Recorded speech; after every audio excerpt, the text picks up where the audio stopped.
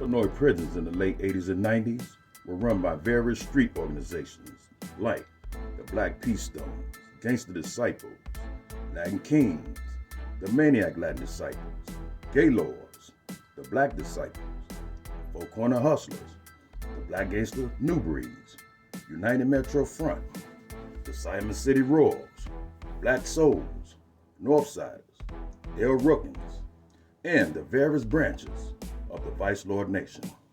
That's just to name a few of the hundreds of Chicago street gangs. Now, each one of these gangs had their own individual set of laws and concepts that governed their nation. But in prison, there was another set of rules that were unwritten, like a man had to be just that, a man. You see, your word carried weight, and if you talk the talk, then you had better be able to walk the walk, even in the event of a loss. Because a loss could be accepted, respected, and at a later time redeemed. But cowards and cowardly acts were not tolerated on any level. Cowards had it rough in the confines of Illinois prisons. They were preyed upon by many and any, but it wasn't just limited to just them. The 1980s were wild and scary times on the streets of America, due mostly in part to a high unemployment rate and President Reagan's economic plan. You see, this president and some of his cabinet members let Nicaragua sell drugs on America's streets just to fund their country's war. And during that time, Chicago's youth and street organizations all over America felt they could finally get ahead by slanging drugs. The drug trade quickly filled the American prison system with young black, brown, and white men.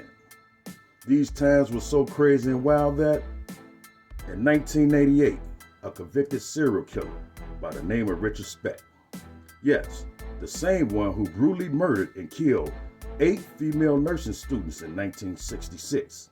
Some of you may even have heard this term. You must be crazier than Richard Speck. Well, somehow, someway, this serial killer, Richard Speck, slipped, tripped, and fell into the possession of a camcorder, all while in prison. And over the course of several months, he wrote, filmed, directed, and starred in his very own movie, coming up with 2 names for his breakout performance.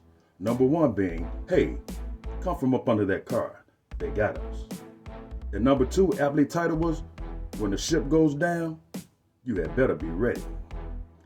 After aptly choosing number 2 and resuming recording, he recorded himself self-administering hormone shots so that his breasts would maintain their buoyancy during filming. You see, this was a porno that contained several hours of raw footage, capturing him and several different inmates doing a variety of alcohol and drugs of that time period, then proceeding to have unprotected sex in varying positions.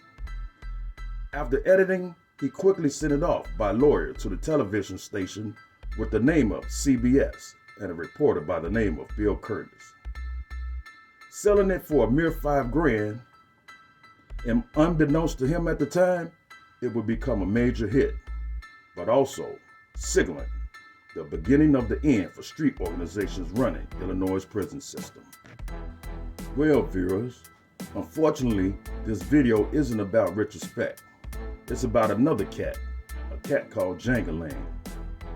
Oh, if you like the content so far and look forward to more videos, then show me some love and push down on that like and subscribe button and smash out on that CashApp, Google Pay, PayPal below, you dig? On my mama, Joe, we about to get it cracking.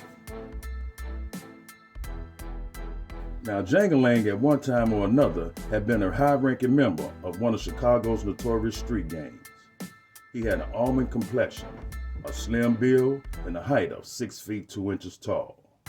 And at first glance, Jangalang didn't seem to be an imposing figure like most of the much bigger weightlifters who looked like they were hungry all day and every day. Some could eat a whole cow if they could just get their arms around it. Urgh. But his eyes gave way to a cunning predator that watched anything and everything. As he ran lap upon lap upon lap around the prison yard. This is an FYI to the youngsters. If you see someone running lap upon lap upon lap, they have pretty good stamina and willing to fight. That's what the laps are for. Jangalang had been at this facility a number of years, and he couldn't transfer out to any other Illinois prisons. You see, there was an active SOS plus on his head as soon as he touched down in another joint. And because of this, Jangalang was always on edge, stuck in his self-made hellhole. The only thing that made him smile and talk to others was transfer day. You see, shipment brought all kinds, young ones and old alike. And like Baskin-Robbins, he could pick and choose. Jangalang's favorite flavor was vanilla. Whether it had chocolate chips, cherries, or almonds on top, just as long as it was vanilla. You see, if you don't know by now, Jangalang was a student, yet a master of the third eye theory. Not the one that blinks, but the one that stinks. And from his demeanor and animated conversation, it was evident he had found prey, proclaiming he had found fresh fish on the line. At this time in prison, there was a no snitching code that even the guards and administration adhered to if they value life. So Jangalang wasted no time moving this young kid into his cell, straight off the bus, showering him with cell-cooked meals, sodas, cigarettes, the ability to watch TV and make phone calls. At this time in prison, in Illinois, you had to be a plug thug just to use the phone, because each organization had their very own phone and peons had to pay. It was so cold at some institutions that even members of the gang that had a phone had to pay just to use it. They say the game is cold, but it's fair. Today, this behavior will be called grooming, but back then, convicts called it bidding, and each person did their time differently. No one saw this kid for weeks.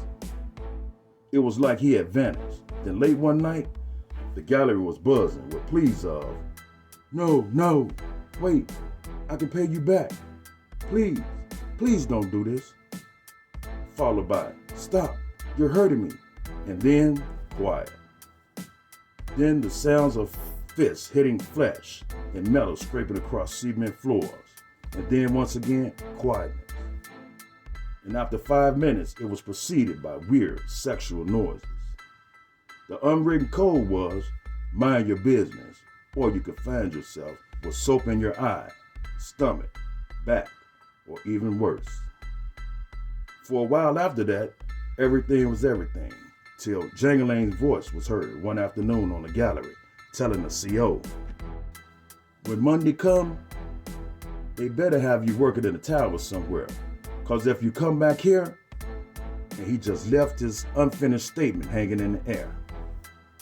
The weekend went by without incident, and now it's Monday, and the CO comes on deck, and he's doing his job by opening and closing cell doors. Then he gets to Jangalang's door.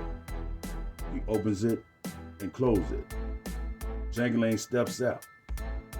The officer mean mugs Jangalang. And Jangalang, standing face to face with the officer, starts dropping the foo-fops on him. And every time he hit this officer, the officer squirted blood like the Buckingham Fountain.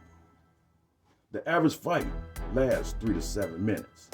That's a long time for someone who can't fight or their opponent is more seasoned than them. And to this correction officer, Jangalang must have been Lowry's seasoned salt. Well, Jangalang won the fight, but he lost the war. Because the officers quickly called 999 or 1010, which means officers in distress and needs help.